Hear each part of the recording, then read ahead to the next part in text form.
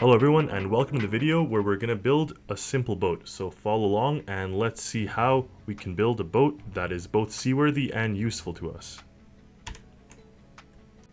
This video is continuing from my previous tutorials, so make sure you've watched them in case you don't know all the steps, because I won't be going over some of the basics here, but this is intended for beginners and people that are wanting to learn how to build things. Maybe you enjoy the gameplay and now you want to build your own creation, your own boat specifically. So we enter the workbench and I taught you the symmetry stuff, so we can go ahead and drag this out and make ourselves a simple boat. There's obviously lots of different hull designs. We're not going to get into that in this video. We're just going to build something, a platform that we can use for the sake of adding all the components in. So if we do something like this, add the pyramid shape here, like that. Now no one says this is gonna be a pretty design. Just keep that in mind. It may be, and it will be quite ugly, but at least it'll teach you the basics. Okay.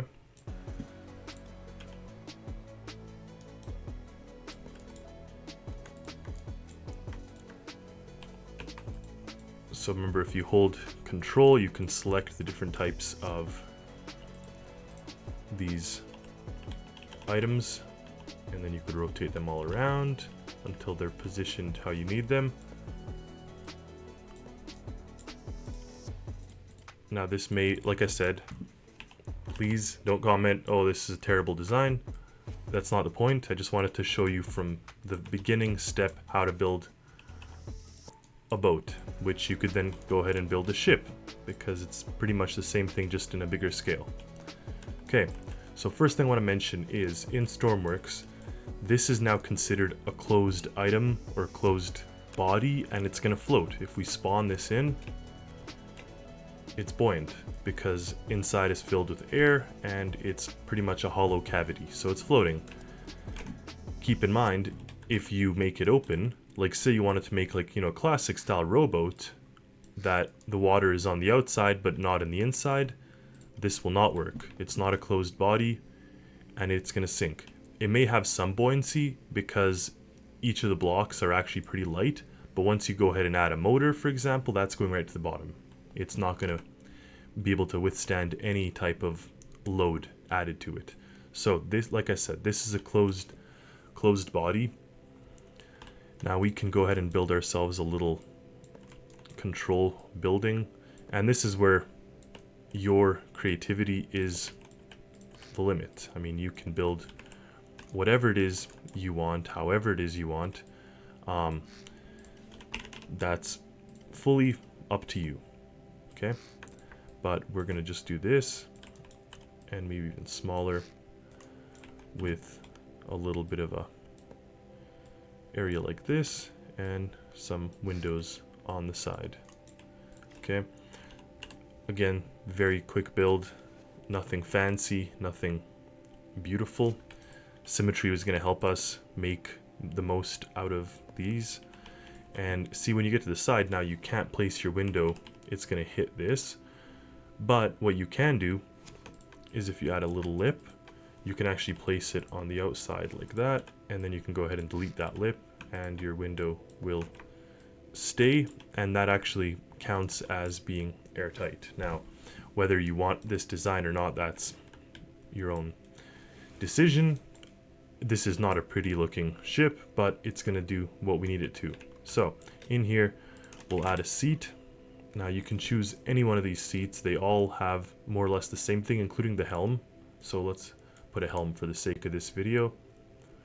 Now I'm going to put it back here because I'm going to have to put some things on the dashboard. So this is going to be a dashboard. Now this cavity here, you could put the flutter, the physics flutter. It's going to prevent lag, but we talked about that in my optimization video, but we're going to mention it here. This way you flood this area, meaning you can't enter it, and it's going to just help smooth out the way the system and the game reads your creation. Okay, Back here, it's always a good idea to put some kind of ladders so you can climb up. And over here, you may want to put, for example, a railing or some type of system like this that you can use to haul cargo. Because say in the instance where you have the delivery missions, your things are going to fly off unless you have sort of these little railings, including your people can fly off too or fall off. So this isn't a bad idea. It's probably not the best because once you steer, you're actually going to end up making it fall off. You'd want it to continue on here, but that doesn't matter. So point is, you got rails, you got things like that. Now I taught you how to make an engine, so we are going to make an engine in this creation. For the sake of this, we're going to go ahead and use the pre-made single engine just so we could focus on making it work properly. About this small, it's not going to be too fast, but it will work with a simple single engine. So we mentioned the 2 coolant lines. We put our radiator here, just like that. Now for our fuel, we'll get to that in a second. Our exhaust, you can funnel it straight out if you want, and that way it's gonna not even enter the ship. Like, you could put it underwater. There are some limitations you may want to consider when doing stuff like this. If your boat is too big, you may actually end up losing power if you make the exhaust go underwater. Now again, what I did mention is this also could use the underwater route, and we don't even need a radiator.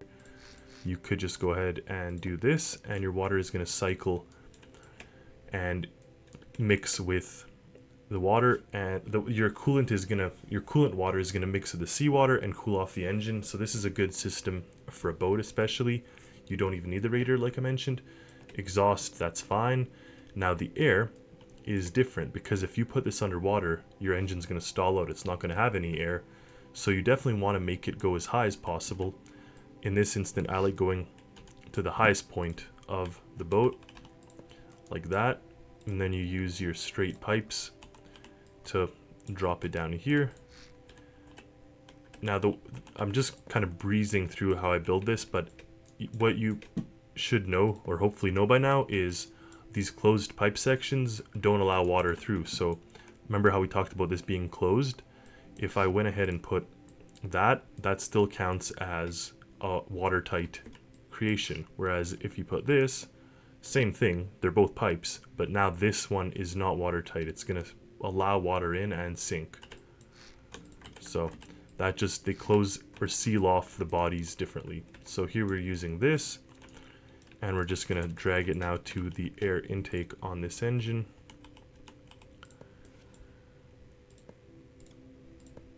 Just like that.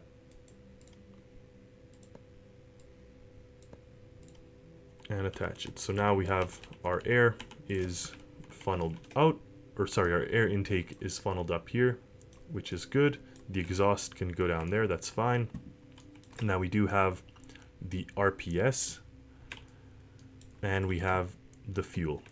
So for the fuel, I'm glazed over. You could build custom fuel tanks, or you can use their pre-made ones. So this is the largest pre-made tank, and to be honest, for this boat it may be fine, or may be enough. It's a small engine, but I'll show you how to build a custom tank. So one thing that I see now is you don't need all these pipes. You can go ahead and put your air intake right on the bottom here, and, or sorry, your coolant, and just like that. So there you go.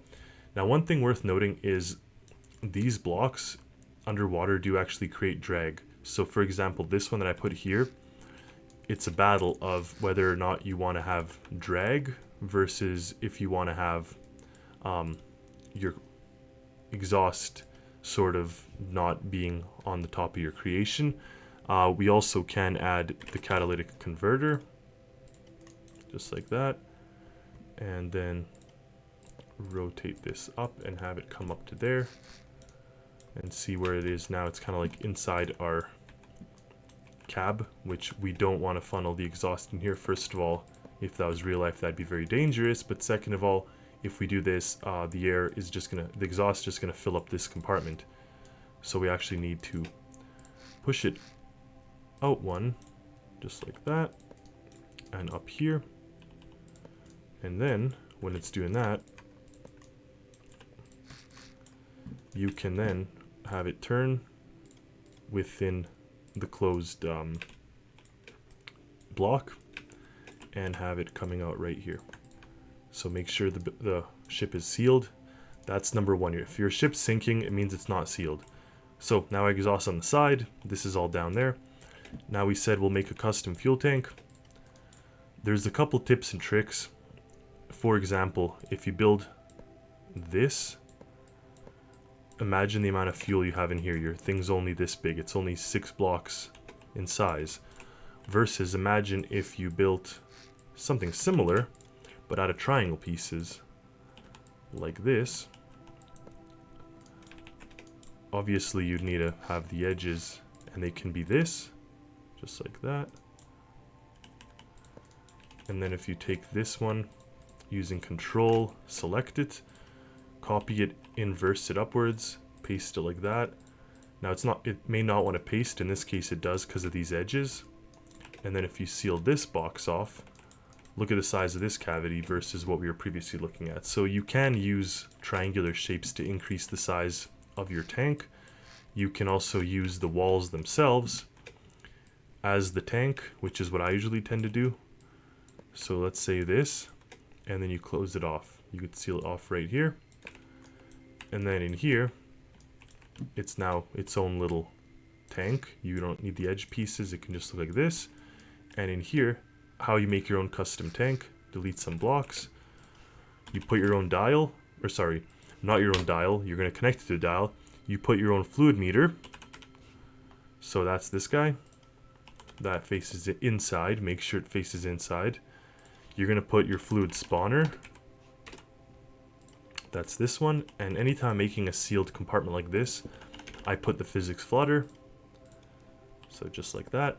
So these three are what you need, and I always color code them differently just so they're easy to find. Another thing we'll need also is to connect your fuel. Like say you're refilling your fuel tank, you'll want to add a node or a block that lets you refuel. So we can go right up here. I guess it's in a less than ideal position because of our little cabin, so that's not as great as it can be, but we could just put it here for the sake of this video. So see how we deleted this piece, we'll just put it back. Now up here, I'm going to go ahead and put my fluid hose anchor right there. And then you can use the angled closed piece like this. And that can then use, we'll just seal this off. And then we can just use a regular pipe piece, doesn't matter. And then beneath it here, we need to just put a simple fluid port. So now that hose nozzle will connect to your gas tank and fill it up. Okay. Obviously on the side it's not great. You're going to fall in the water trying to fill it up. So I'd either put it on the front somewhere here or on the back here, or increase the size of your boat if that's an option. Many different ways around it, but whatever. We're not focusing on trying to make it perfect. Now note how I turn on and off the symmetry, because the fluid port, I did not want the hose on both sides. Maybe you do, but in this case I didn't. I just wanted it here. Okay, that is done. Now the last thing is to actually connect the fluid or the fuel supply to our custom tank, and we just do this 1, 2, and then delete this, and likewise add a fluid port here. Now that's all our engine needs to operate. We can make it running now based on this. One thing I always do at this stage, because I don't know how heavy this fuel tank is, I test out my creation. So we see that it's a little front heavy, very unstable, but point is the fuel is inside it. Now how to salvage something like this, you made it too top heavy, not to worry. you can go ahead and add weight blocks specifically to the rear because our fuel tank is here.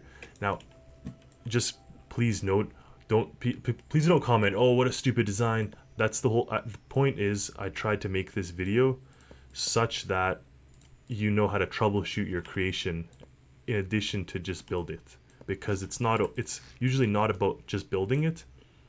You can build any kind of shape, but if it doesn't function, there's problem solving you have to do. So now we've added weight to the back and on the bottom in the center, so it should keep it stable for us and hopefully not tip over.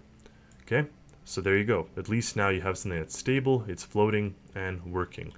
Now note that room, when you open that door and if the water is lapping up against the door, your room's going to flood.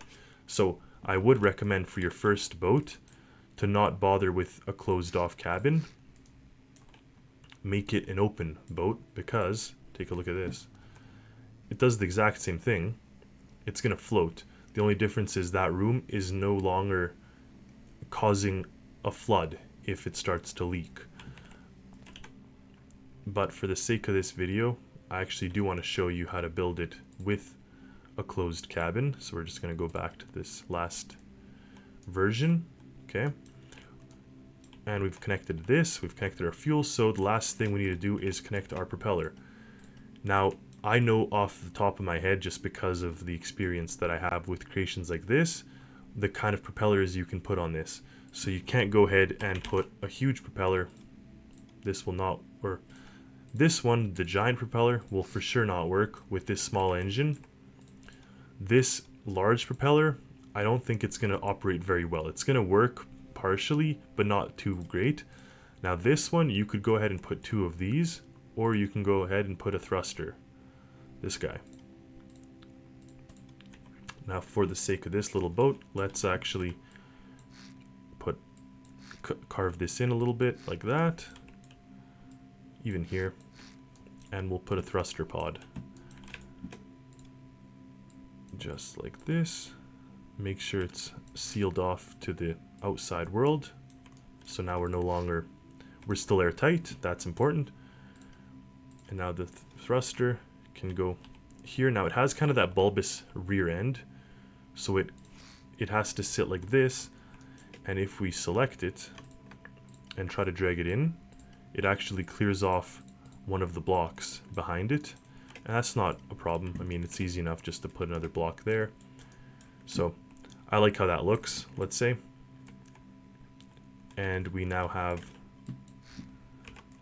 the top of the propeller coming here. So for that piece, we're going to now put a thruster, or sorry, I got excited, put a pipe angle piece. And logic now dictates, or actually you can go up straight up like that. And now logic dictates that you can just go ahead and connect these two, and that will give it power, okay? Only problem, it's going to give it instantaneous power. As soon as you turn on the engine, it's going to start putting power in, and the only way to stop the boat is to turn the engine off. There's no clutch, and there's no gearboxes. So we're going to talk about that in a second here, but first, I'm going to go and add my microcontroller that we created in the last video, and I'm going to put it right down here. I tend to like to hide these things just so it's not in our face.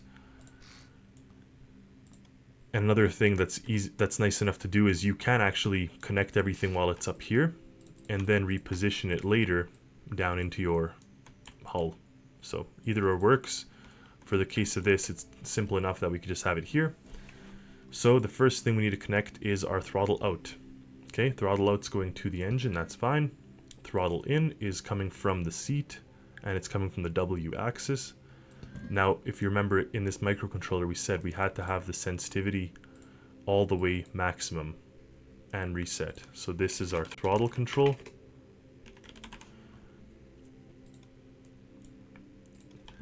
Next, we need a start, which goes to the engine starter, and we need a key.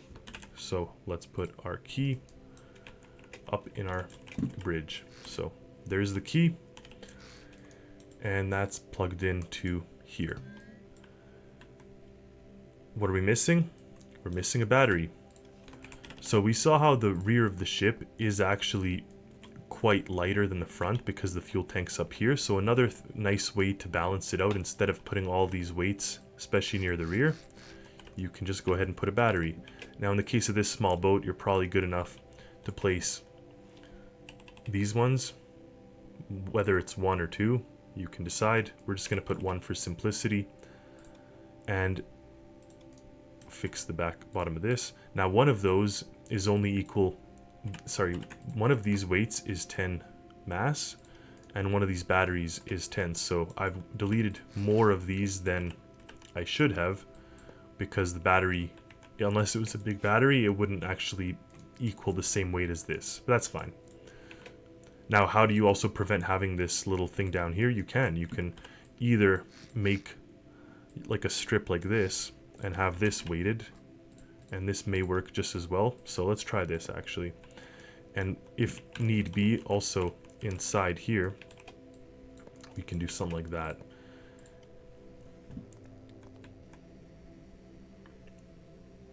Now, it's always a good test to have the boat drop like that into the water, because you could actually see how it sits.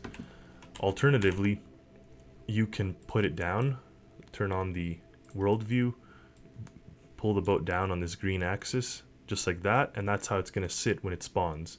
So turn off the world view, spawn it now, and it's going to spawn sitting right there. The only thing is then you don't know exactly how it's going to land, but that's okay. So the boat works. Next thing, what we need is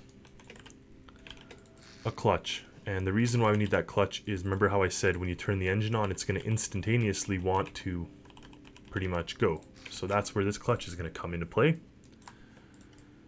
Behind us here, we can put the either a relay, and that would go in the hull, sorry, or a breaker.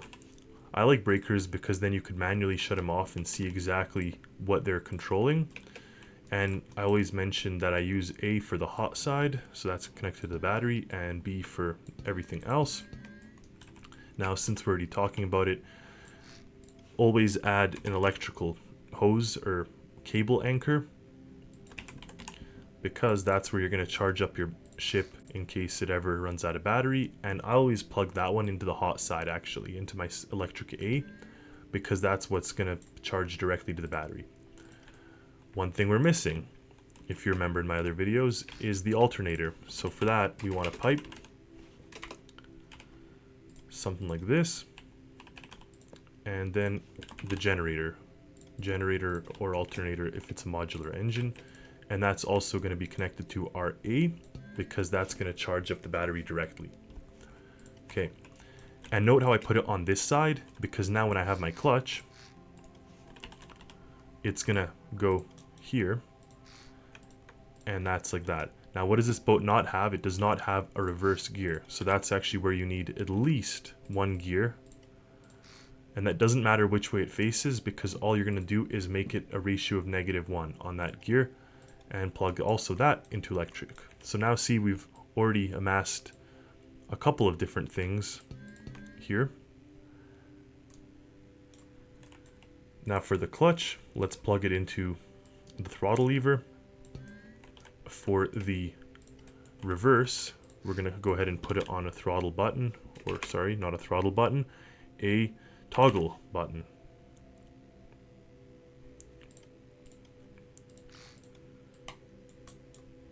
Now before you forget, it's always nice to label everything.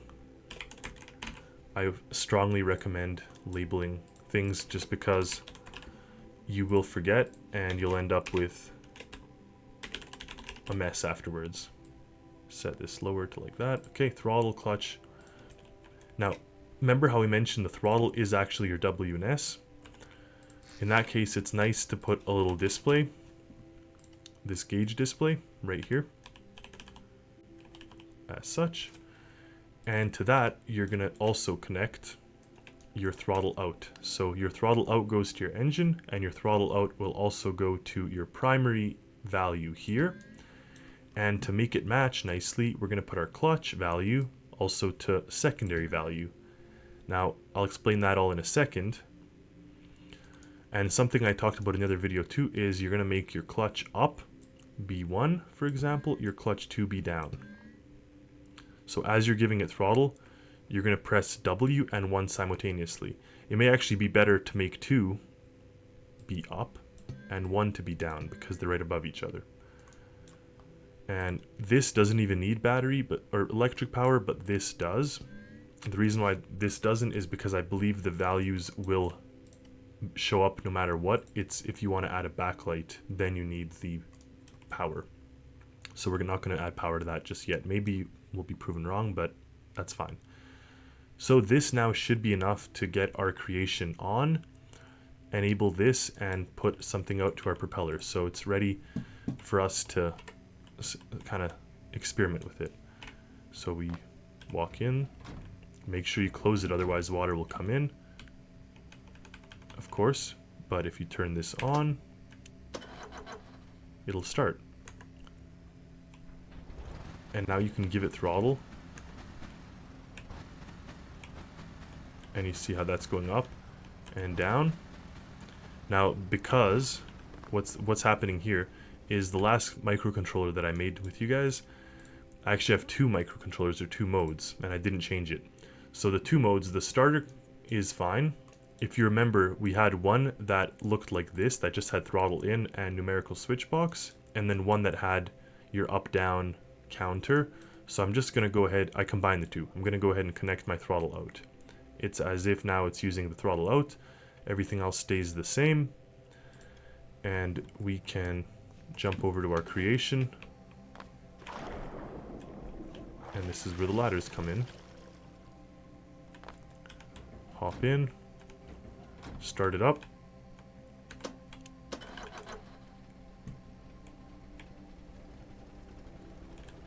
And now, you see this is going up, but what is going through the microcontroller is not working actually. So this seems to not be working. So to troubleshoot what just happened there, make sure our throttle is set to reset.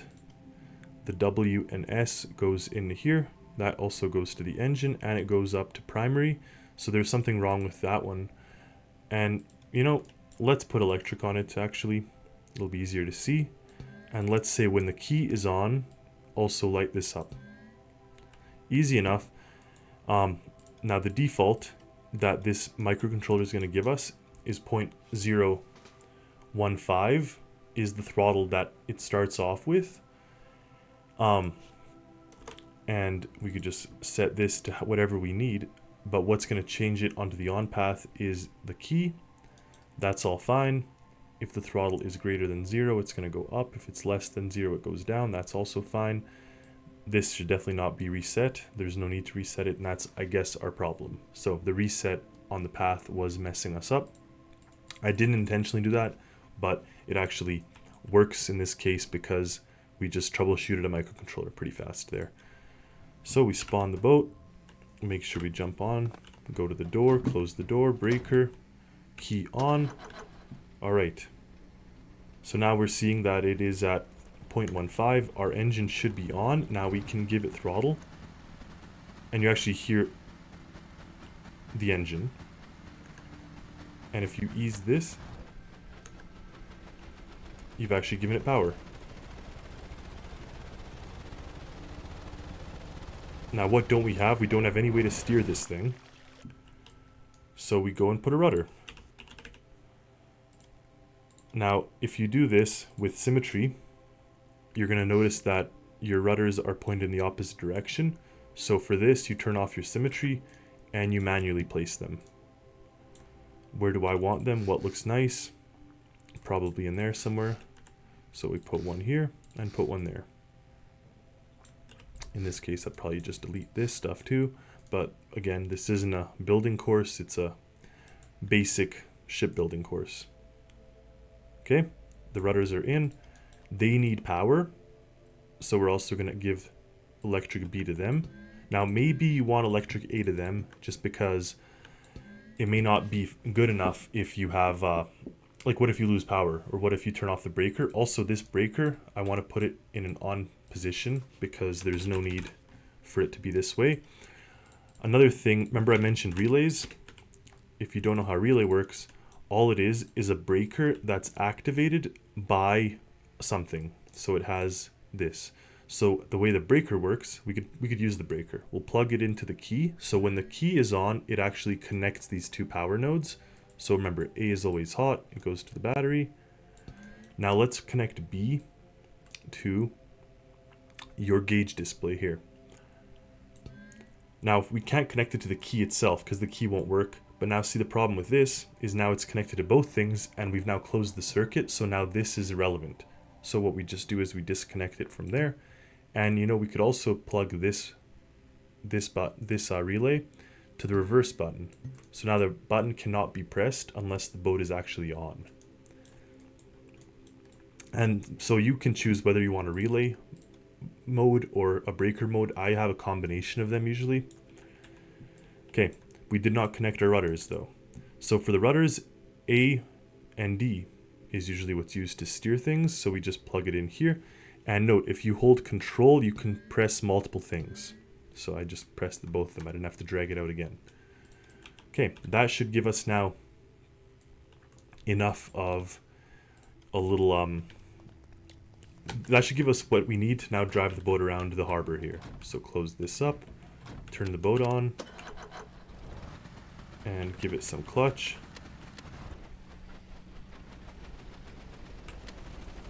I did not set my sticky keys, so let's go fix that while we're together here.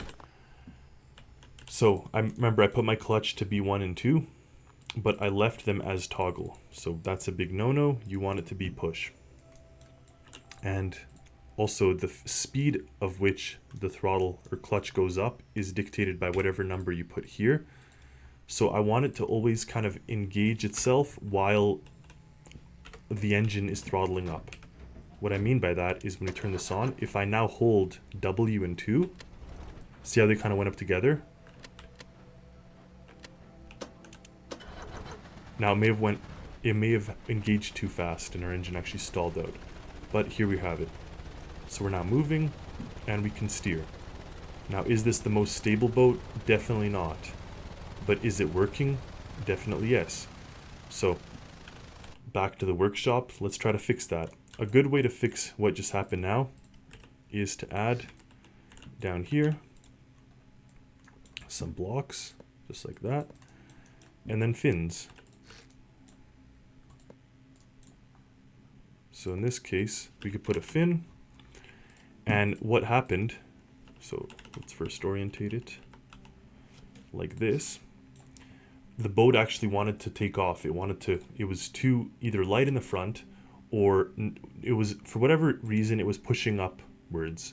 So this is now a good time to introduce your trim.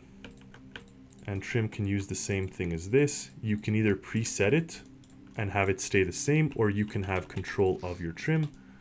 Regardless, connect all this, connect it all to electric, whether it's your breaker or your relay. And what we now know is we just have to set a value, a -1 minimum, and it can start off at 0. Now, the way we've oriented these, if you push it up, like in the positive direction, your boat's going to want to go upwards, whereas negative is going to drive your boat down. Also, having it 1 and 1 is for sure too excessive. I would recommend maybe 0.4 and 0.4.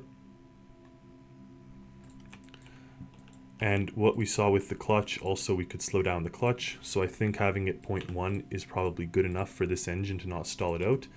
Now this is without any gears. So note that you still haven't added a gearing system to this.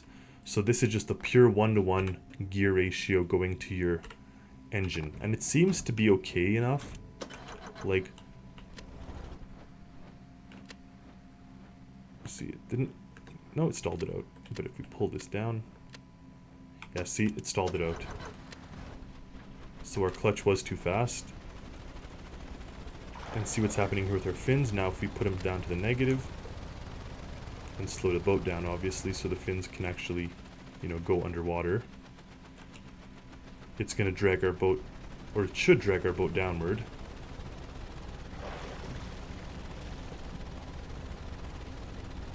Or you need more weight. So whichever the case, now you can find that for yourself. But see, the difference in trim is actually not working anything, so I think our front is too light. Let's go ahead and add these weight strips all the way to the front.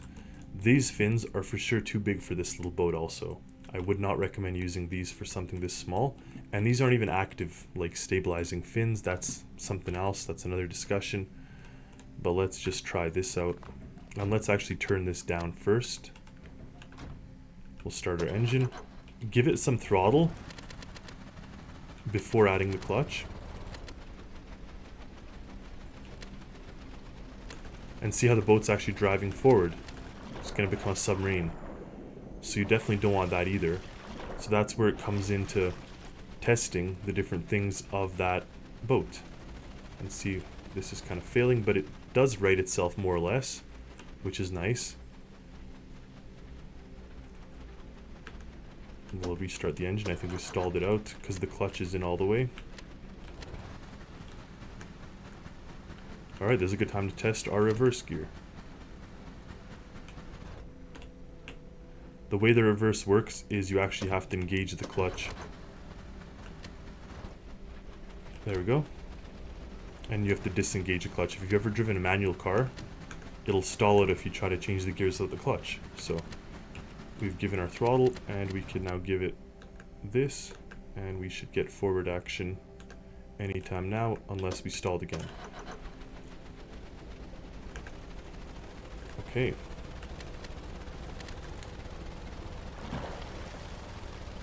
So this is definitely a working ship now. Something that I can think of that's what's causing this is that actual propeller down here. So I think that's a big no-no, especially for something this small and this light. You're much better off putting just a regular propeller right here and sealing this off like that. Now let's try this. I also believe it's going to stall out less because now the load on that little propeller is much lighter than on the bigger propeller. Okay, so we can add that. There you have it, and see now what's happening with this. It actually, at 0, we're actually going underwater, so that's worth noting. So we actually need to keep it on the upward direction, but just exactly how much up, this takes testing. Every boat's different. There's no standard value to abide by for everything. And also note when we're flying through the sea now, our RPSs are shooting up. But there you have it. It's a working boat that obviously needs fine-tuning. It needs all sorts of other stuff.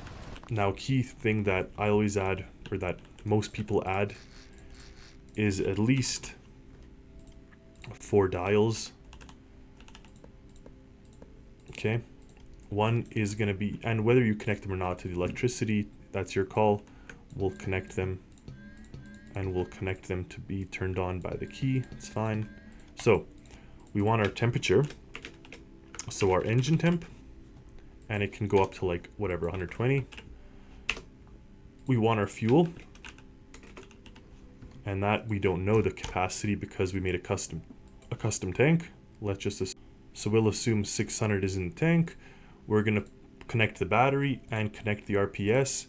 So make sure that it's connected to the electric and make sure everything's connected. So the RPS to your engines to here, your batteries to there, temperature to your engine, and fuel is connected to the fuel meter. Also, I went ahead and made the front a little longer so we don't have that funky sort of flipping issue. And let's give it a shot with that.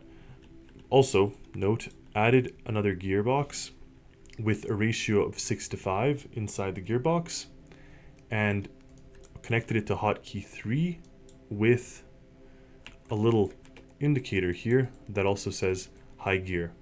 So we're going to see how that high gear exactly works when we kick it on and what the RPS does when we change it. But because the boat is now longer, it is very much possible that it's no longer going to need a high gear because the extra weight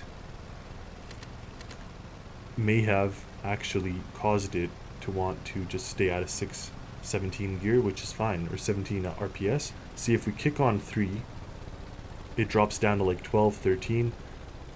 And as long as it doesn't stall, which it may actually stall. If it keeps dropping, it's going to stall. Nope.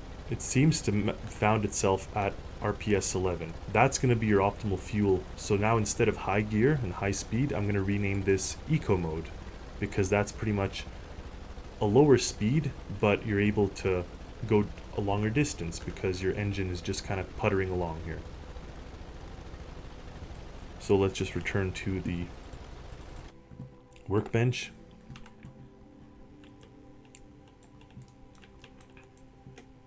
So we said we'll call this eco mode, and that's okay. Now another thing is you could turn this around, which is your reverse gear, if you remember, but now you can also down gear it. So you can actually make it like 3 to 2, and now the boat is going to perform entirely differently. You're going to have a much higher RPMs right off the bat, and it's not going to stall out. But see, it needs to go to the high gear right away, and even the high gear is still causing it to not do anything. So when you change the gears, you will give yourself, call it acceleration, at the expense of high speed. So now you have to adjust this one, maybe 9 to 5 ratio. Now why the front is doing this, I mean, this is solvable for sure. Adding weight is one option to prevent it from sort of doing that, but if you add too much weight, it's going to be very front heavy. That seems to look alright to me, so maybe that solves our problems. Okay, so you need to kick on your high gear right away.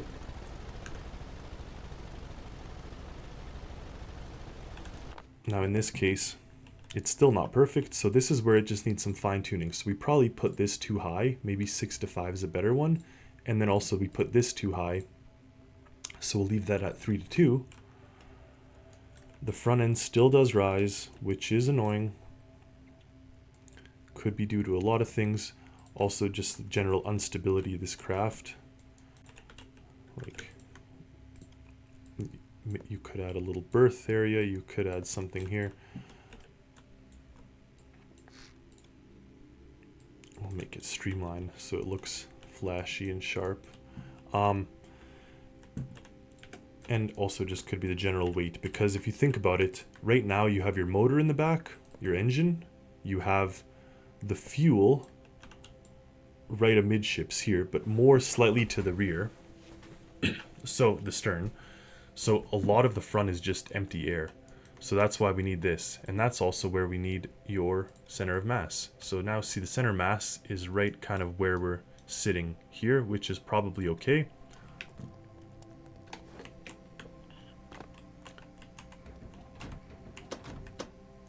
Start it up, and see, now it's taking a nosedive, and that's no good. So we added for sure too much weight, and in this case now we actually need to set the trim lever to start off at a value of something, so it doesn't just nosedive right off the bat. I still like jumping more than using no clip. Okay, so see now how that little fin is pointed? Let's hope it pushes us up.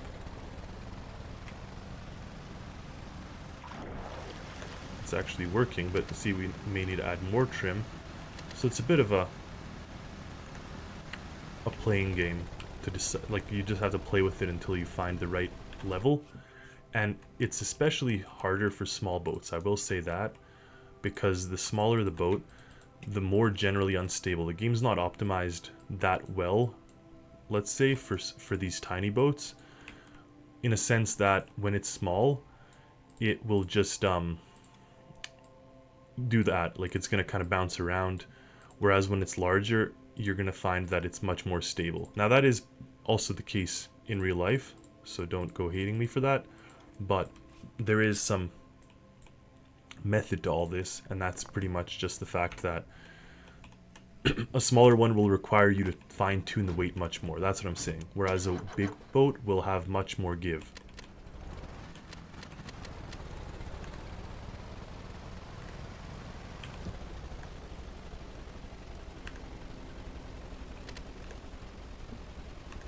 Now see, when I put on the high gear, the RPS dropped. So now it's not happy there or there, neither there nor there.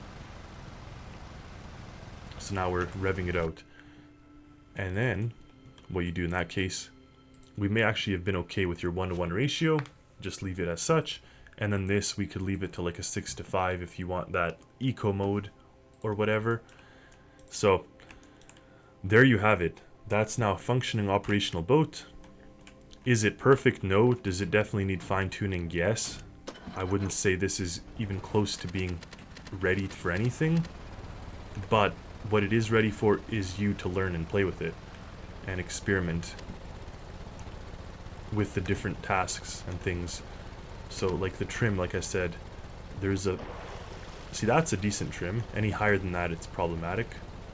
So it actually does shoot out too much.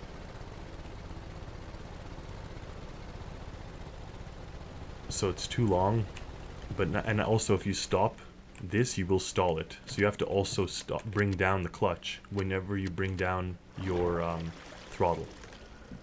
But regardless, that's the steps to making a boat. Whether it's perfect or not, you decide. I will tell you this is not perfect.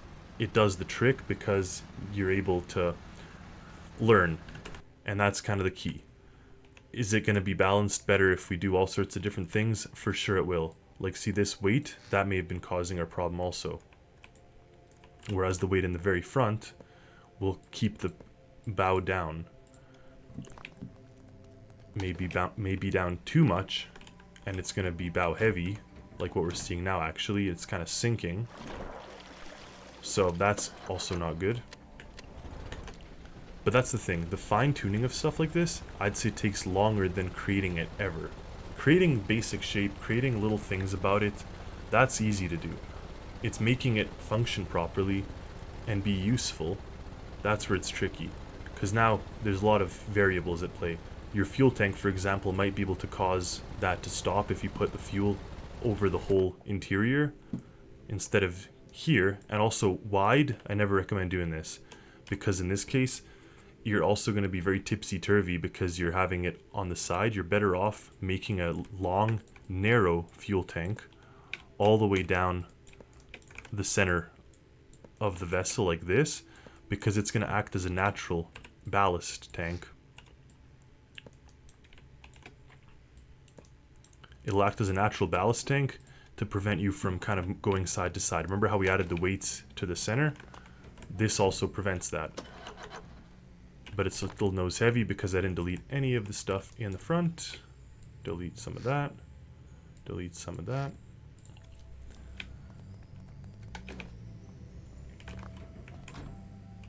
And remember, you'll learn by doing more than by watching, so I recommend you take this upon yourself to try to make something and see what you can do with it.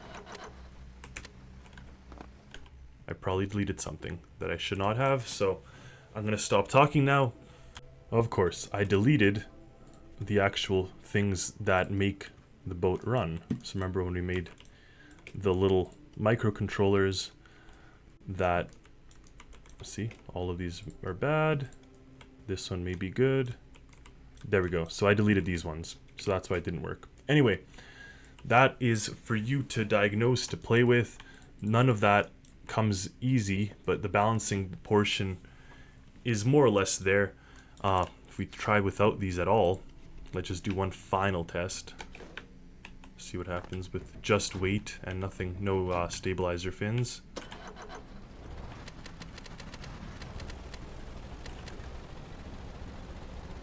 So we're for sure too heavy. That's just no stabilizer fins, no trims, controls. We're going down. So that means all this weight is for sure excessive. Also, weight this far up isn't recommended. You may end up causing more problems than solving by having it that far up. You're better off trying to put all your weight blocks more or less in the center of your boat.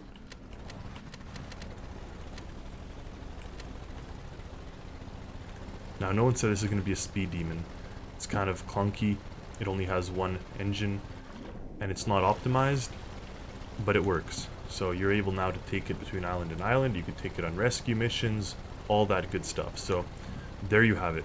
A working boat, more or less stable, a little low on the water line, and I would recommend for sure lightening it up or optimizing the weight there. I'm not liking how that looks, but at least it is chugging along. So thank you for watching. Hopefully you learned something, and stay tuned for more. Happy Stormworksing.